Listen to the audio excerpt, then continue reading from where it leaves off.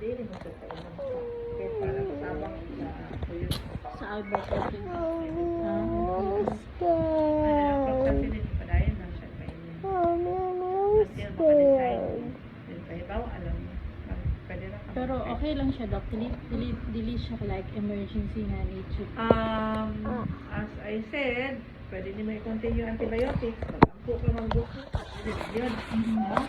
Kaya for now, controlled siya kay antibiotics mo. Hi guys. Kasi nag-ano muna siya eh. I'm scared. Nag-ano muna siya na He's doing antibiotics siya 1 week. And then, after 1 week, wala. Nawala. Di pabalik na ang doktor ang panahiya. I'm scared. I'm scared. Then, after 3 days, mauni ni balik na po. Ay, nagkuan na siya, namula na siya. I'm scared, mommy. Don't be scared. Wait lang. I'm so scared, guys.